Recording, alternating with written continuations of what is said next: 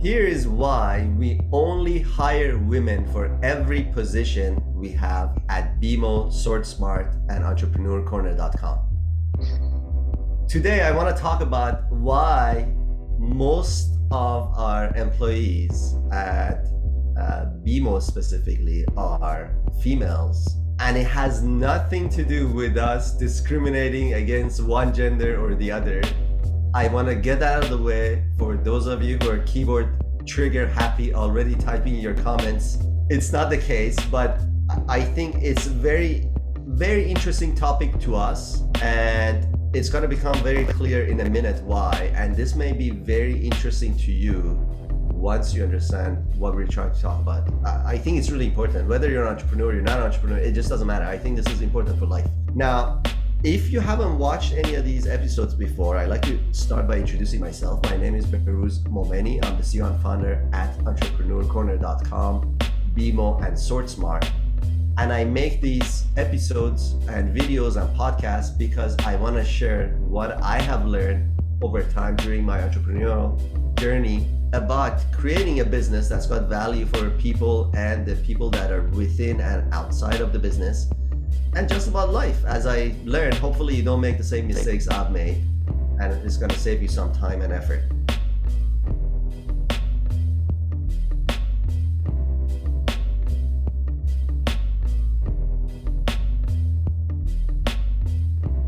I also want to introduce my co-host for today. We got 4 wonderful co-hosts today. I'm going not in any specific order. I'm just going to go in the order I see them.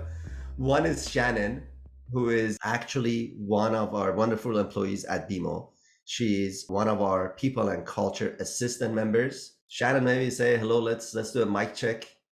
Okay. Hello. Mic check. There we go. You're good. You're there. Yeah. Also have Genia, who is our content manager at BMO. Hello. Lindsay, who is our operations manager. Hello. And Lulu, you guys are, your hellos are so nice and brief. This is going to be a very quick podcast. Lulu, who is another one of our team members at BMO, also a people and culture assistant. Lulu. Hello, everyone. There we go. That was nice. That was good. So, guys, we're super excited. You see, now you may be thinking, oh, this guy went and selectively selected the only females he's got in his company to try to pretend blah, blah, blah. No, again, before you become too trigger happy, I gotta say, guys, do we have numbers that you could, maybe while we chat, you guys can give us a percentage of male to female at BMO? So I'm gonna let Shannon or Lulu in the background to just try to figure out if they could figure it out. Give us a rough estimate. And you could even include consultants as well. But the majority is females. I also brought the team, some of the team members here, so that they can give their thoughts. I want to give some of my thoughts. But first, I want to tell you, before I give my thoughts, I want to tell you that this is not just for like any specific position. This is across every department, across every seniority level. In fact, our top managers are mostly females. I think out of 10 or 11, I don't actually know, I'm making things up. It's probably not a good thing. I'm making the numbers. Out of the managers, probably 80% are females. So it's not that there's like, oh, you know what? He's only selecting juniors as females and managers are all, no, that's not how it is. Across every way you want to dissect it, it's mostly females. Why? I'm going to give you my opinion and how this has happened and why I think it's just most of the time, not always, most of the time, it's a lot been easier to find applicants who are females, who are the right fit at our organization for the roles we have. And the roles we have are not really very different from any other company, by the way. Like we got a tech team, we got a content team, we got a marketing team, we got a sales team, we got a support team, we got a people and culture team. You know, we got an operations team, we got blah, blah, blah. It's like the same departments every other company has. So it's nothing fancy. And for those of you who don't know, the company is not a company where the clientele or the customers, or in our case, our students, are not exclusively females. That's not the case at all. So maybe I'll go around. I don't know which one of you guys wants to give their thoughts first about this male and female topic, and you could give me your thoughts about why you think this is happening at BMO, or why it should be happening at BMO and every organization, or why it shouldn't be happening. Like, any thoughts you have, because you're probably seeing a lot of videos where people are saying, no, you know what, females cannot do this certain things, males cannot. I do agree. I'm gonna, to a certain extent, for some of that, but not in the context that's being going around virally and social media. So that's actually one major reason why this episode is here at this time. So I want to get some thoughts. Like, who wants to add some thoughts to this before I get into my... I think before we get into why, I do want to preface this conversation by the fact that all of our selection methods are completely objective in terms of gender, and we really focus on the functional test side of the hiring process, which means that we essentially ask people to do a sample of a job they would be required to do if they were hired. So that really does level the playing field in the sense that sometimes you can't tell a person's gender by looking at their name. Mostly, I don't even look at their name when I review functional tests for the content department. For example, I start reading the article right away instead of checking out the person, their resume, anything else. So I did want to preface that yes, the selection methods are extremely objective. And whether or not they affect the gender divide, I think they do not. So maybe our people and culture department or Lindsay want to talk about the why they think this happens, but I think it's important to establish that the methods of selection are not we could have somebody skewed. playing devil's advocate to argue that maybe it is subjective. I don't know, but like, we need to understand why would it be subjective, because the people doing the selection process are mostly females themselves? Not sure. I'm male. I have the final say for most positions, not all of them. Well, I would obviously say on my end that I cannot tell gender by reading a sample, for example. So in terms of that step of the process, it is completely objective. When it comes to interview, we can discuss the qualities that maybe make women more empathetic, or maybe they have better communication skills sometimes, or come off friendlier, more open to feedback. I don't know, but maybe you guys have something to add in that department. Maybe I'll let the girls go first. Okay, I'll go first. I do have the numbers. So for our internal team, 75% of the team is female. Wowzers. And then 25% obviously male. I think for the why we have more women, or even just a lot of women are in higher paying jobs in general. I think women naturally have more of the soft skills, right? Which are a lot harder to teach in comparison to hard skills. And even for the soft skills, for us, when we're at BMO, we look for people who are coachable, conscientious, and detailed oriented. And I think women just naturally fall into that category in comparison to males. So they're Also, just I think better. maybe I'm biased on that run, right? So I also think just in society, like gender roles have switched. Women have become a lot more ambitious, and I think this also stems from the fact that we were oppressed for so long, especially within the workforce. And I think now we're kind of coming back with a vengeance, and we're just going for it. I love that. Oh man, that's powerful. Anybody else wants to have some more thoughts, Lulu? Yeah, so I calculated how many female consultants we have versus males. So we have 61% female consultants in our consulting department and 39% males. So huge difference there. And part of the reason why I think we have more females working with us is because we tend to be a bit more patient. And because we're more patient, we tend to do a bit better in our functional tests because we pay more attention to detail and we're not just rushing through everything. And another reason why is because a lot of the roles that we hire for are for management roles. And I think some qualities that you need to be a good leader is to have compassion and also be empathetic as a leader. And that way, people will be able to come up to you with any concerns, and they provide more of a warm welcome versus males. They can be a bit more intimidating, and they sometimes lack that empathetic and compassion quality towards them. So that's parts of the reason why I think we have a few more females on the team than males. So if you wanted a bouncer for your club, hypothetical club, that's when you would get a male. That's when you would get a male, yes. Well, for Judges.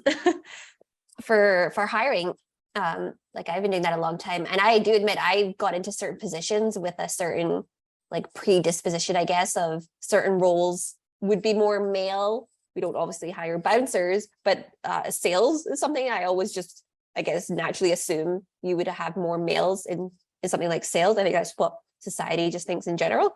And so I have, admittedly gone in thinking, oh, I'm going to hire for this role. It's going to be mostly males. And like you were saying earlier, Jenya, we go in with the same attitude to all of our jobs, all of our hiring processes, and it just ends up the way it ends up. There's no other reason for it. We don't look at the names. We don't look at the gender. We just base them on the skills, their functional test, and go from there. And our sales team is obviously all female -1 now. And that's just totally by accident. I wanted to hire more males for the sales team to bring more males in, and it just didn't happen because that's just the way it goes. It's just based on skills. And then females were more appropriate. The bias was that males have a deeper voice, which is true. That's not a bias on average. Again, of course, there's always extremes. I have to keep saying that because I feel like there's going to be some idiot on the internet typing like nonsense at some point. So I have to keep saying that so they're like, no. Hi, idiot. We acknowledge you. So we're talking about averages that, yes, males, because of testosterone and the way it develops the vocal cords as a result, have a deeper voice. Hypothesis was that when you have a deeper voice, you will sound more authoritative, and as a result, you will be a better salesperson. Not in our experience. Not in our experience. So that's making it very interesting. Then what? Then again, I'm still haven't given out my own thoughts of what's happening here. But what are some of the roles besides the roles that are physically demanding? Where by the way, is anybody here going to argue that even physically demanding roles might be better for females? Yes. Oh my God. There you go. So- There's always somebody. With my own eyes, when I worked at my other job in the warehouse industry, part of our KPI was to see how fast people are able to finish the job. And 2 of our highest performers were females. They were the fastest at lifting the boxes and putting them in the corresponding area. So guys, what's happening? Is it that like overall males are becoming mostly females and females are becoming men? Or like No, I think it is just like a work ethic thing. Like, okay, you've got physical strength, which, okay, maybe a male is slightly, but you can definitely get strong women.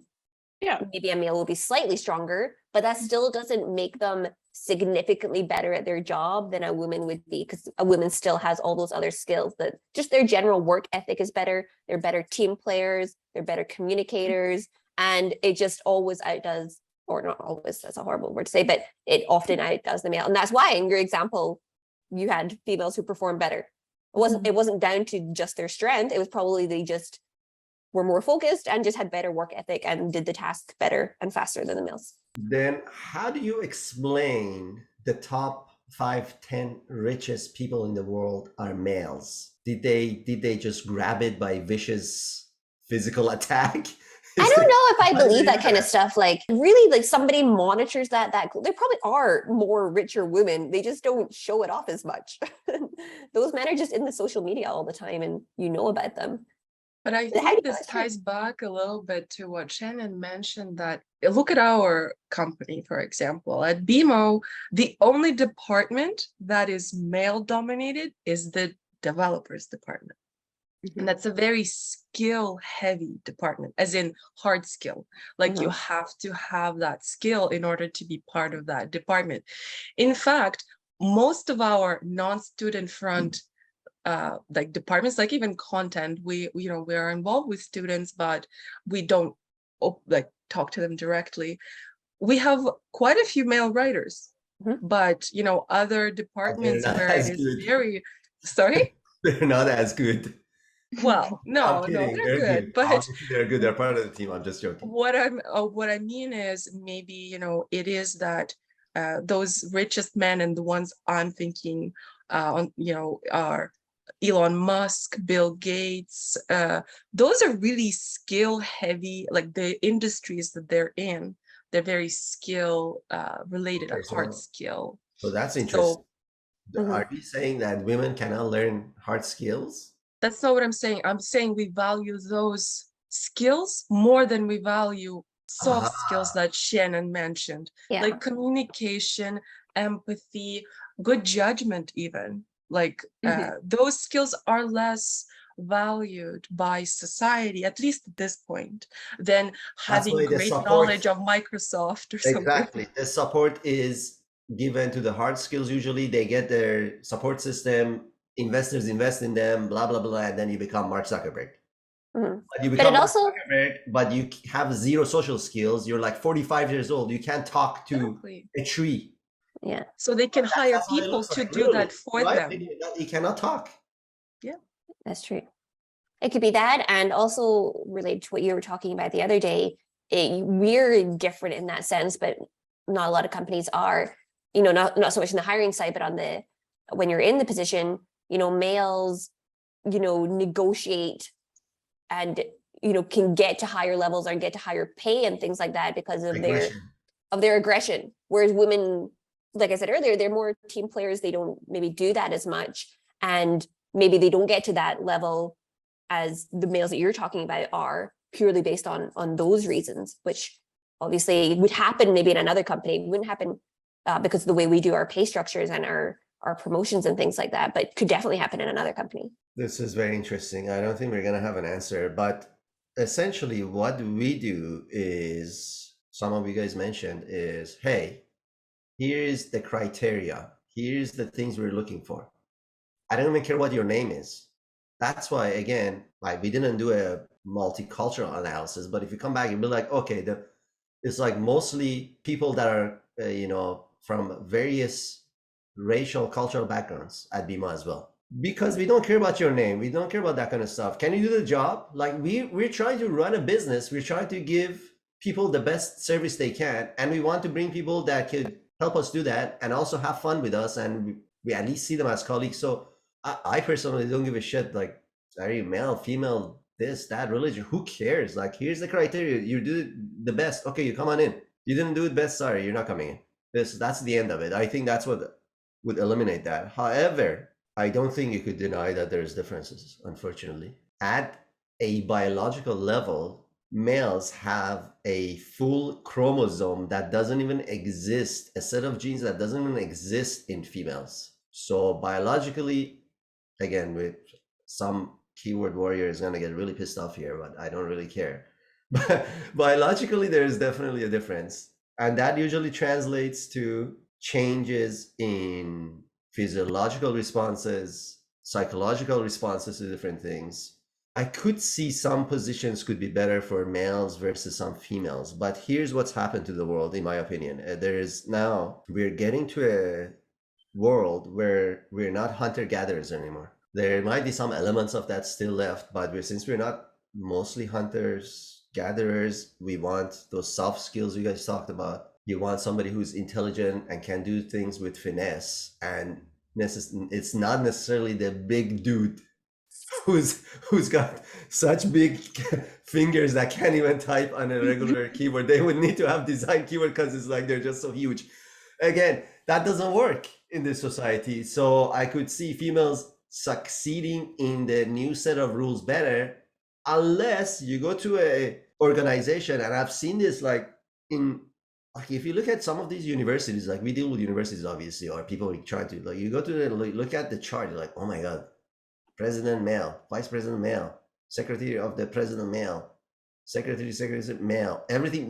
That's like, yeah, that looks like there's no way there was an objective way you got promoted and everybody's male. Like that makes no sense to me. There's no way. That was what I'm saying. Like if you're doing the similar sort of a task, unless you're like running a boxing match, if you're a university or some other tech company or some company that's got normal rules, if you are showing mostly males, you're sexist. I'm sorry. And it's your loss because you're just hiring crappy people, not necessarily the best people. You're just like, okay, it's like male. And in my opinion, the roles we have, at least, I feel like females are just better at doing their job. They're more agreeable. They're more coachable. They're more enjoyable to work with. They easily advance in their roles, provided proper coaching and training. Literally, they could go to any stage of the company. Now, again, there's always extremes one way or another, but it's just as I cannot see us doing any other way. So what are some roles that would be good for males? Like I said, I don't know, if you want a bouncer, that factory thing, that was very interesting. I don't even know, like, did they have to lift heavy stuff or no? Yeah, anywhere from 20 to 50 pounds. Wow. It was home sense Well, that items, is so, lazy. the big stuff, but teamwork too for the bigger items. Like anything Ah, 40, it would be a bunch of people, but most of it was individual. And the male was just lazy. Probably that's what it's, I guess it's efficiency, right? Even if they're strong, efficiency. being efficient. The other thing is with testosterone, again, my hypothesis from what I have learned, it does give you the alpha traits of the traditional hunter-gatherer, but not everybody is actually good who is a male, even though most males have average levels of testosterone. So they think they're good, they become arrogant, and they just become lazy. They don't want to do stuff.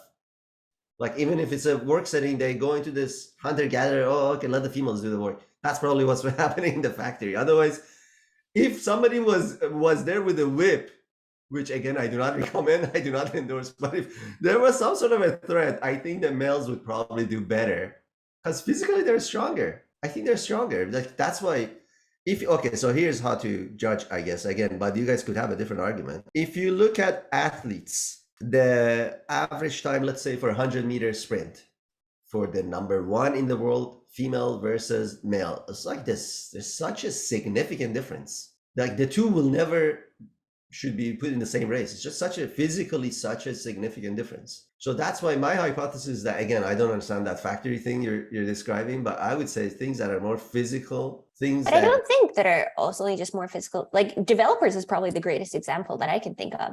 Because I don't think that's just at our company thing. I think in general, it's general. In general, like you get more male. That's nothing to do with Not necessarily. I don't understand that either. That's why, like, all of these things, like, I don't think anybody understands anything at the end of the day. But it's like, I guess, opinions based on our own experience. That's like, this is the experience. Like, it's still. But what it is about computer development that makes it more suitable for, or what does that even mean? Suitable for males? Like they tend to go into the field more, or they just perform better at the role. I don't know. If it's suitable or if it's preference. And yeah, I don't know. To a stage where most, like, if you go to a class 90% males, a female who's interested is just going to be discouraged. Like, this is. Is that the thing? Like, it used to be like that for engineering. That was also when I was younger. That was often the talk that it's not that women couldn't be good engineers. It was just, yeah, you would go into a classroom full of males, and it was just not a nice environment for females, and nobody ever went into that field, or if they did, they didn't stay there. But as that changed, welcome.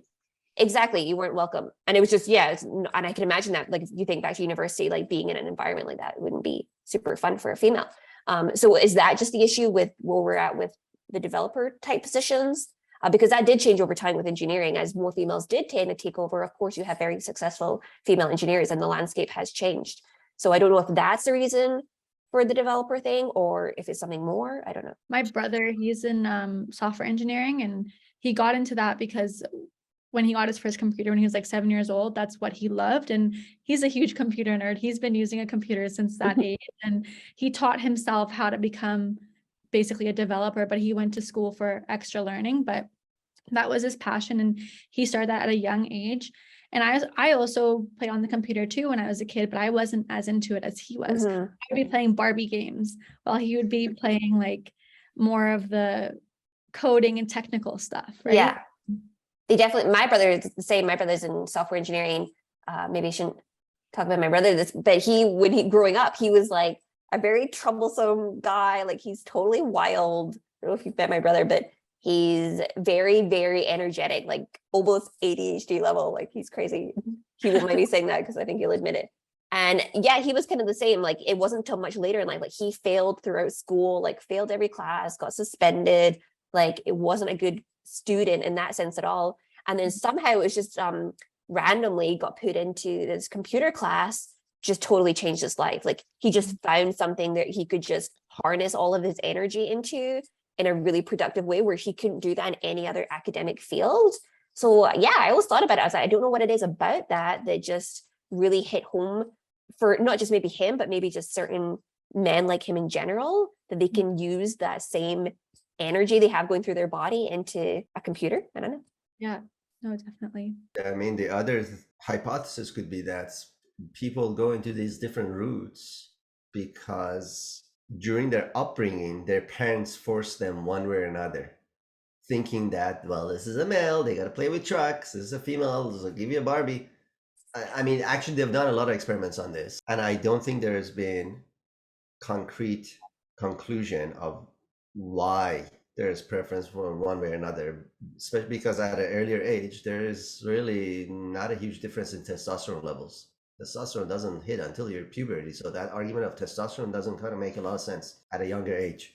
So it could be because I think of myself, like I think I'm pretty like tech savvy. And if I was going to choose maybe any other profession, I think I would pick being a developer. I really like that kind of stuff. And I think of, maybe my upbringing with my brothers, like I was really into like computer games and PlayStation. Bruce was like, I adore like PlayStations and stuff. And I don't know whether, because I did that so much when I was younger, that does develop like that side of your skills. I don't know. I used to build websites for fun when I was in high school, but I never knew that there was an avenue that you could actually go into computer engineering. So I think also too, it's just a lack of information as well, especially for females, because they don't really support that, especially too with engineering. So I think just the fact that there's not information, or just they don't know that you can go into that they just also don't go into it. Yeah. And it could be like Bruce said, like family. Like I remember I was very good at like computering at school. That was one of my highest subjects. And my teachers were all like, this is what you need to do. And I didn't even like consider, I was like, absolutely no, because my parents were very like, they were scientists and they were very like, you have to be a scientist. And I didn't think anything of it. And I always think back to that because I was like, oh, I kind of wish I had, because I don't do anything with science anymore. It's definitely a family thing. When I grew up, my parents are from Iraq, right? So it's very like males do this and women are the cooking and cleaning and all of that. So I think that definitely has a lot to do with it. Probably, it's a combination of, I think, genes, environment, and it just keeps getting perpetuated. But anyways, I think my final thoughts, if you guys have any final thoughts after, is, I guess, me, when I want to hire somebody who's smart, pays attention to detail, does a good job, actually enjoys their job, they're enjoying it, having interaction with other people, and it's a team sport sort of a situation, like, well, this, like, our company is like a team sort of a situation. Normally, it turns out to be females. We don't do that deliberately, even though that's how I started this podcast. It's just that based on every measure that we have, objectively, it ends up being females. So does that conclusion say females are, in today's society, that today's type of jobs are better, more intelligent, greater employees? There you go. But if I was going out and hiring a bodyguard, most likely, again, I'm gonna have an objective way to select them. Probably it's gonna be a male. If I was gonna get somebody to do a bet on a boxing match and have an opponent to, probably gonna be a male against another male. If I wanted somebody to go and aggressively negotiate, I've seen that. I'll probably end up with a male based on my selection criteria. And again, I haven't actually done any of those, but I have a feeling if I put in place a selection process to hire those type of individuals, that's what's going to happen. I don't have an answer for the developer question and some of the other type of very skilled, hard skill heavy type of professions. I don't have because I don't have experience. I don't understand what's going on there. So that's all I'm going to add. Any final thoughts from you guys? I used to restrain 250-pound men, so I could be your That is bodyguard, true. Bruce. Just wanted to add I would totally have Shannon as my bodyguard. I would trust her Oh, man. wholeheartedly. She's smart, she pays attention, and she's strong. She's got all of the above. Oh, man. But speaking on, and then that's kind of why we're here, the three of us. You know, the question of this podcast was specifically looking at BMO. Why do we have crazy statistics like that? 75 versus 25, 61 versus 39. That is your answer. I'm sure there's a lot of discussion that could go into that about the reasons why, but from our experience doing all the hiring, it's really not that complex. We're not doing it on purpose. It's just, like Jaya said, we look at the functional tests, we do the interviews, and it just so happens that we bring in all these females. Unfortunately, it's not more exciting than that. All right, guys, if no further thoughts, that was it for us. Thank you so much for watching, everyone. If you enjoyed this episode, go ahead and share with a friend who may enjoy it as well. If you have any questions, even if you're one of those keyword warriors, do include it in the comment section. We'll be more than happy to entertain your thoughts. And hopefully we'll talk to you in the next episode. Thanks so much for watching. We'll talk to you soon. Bye. Bye.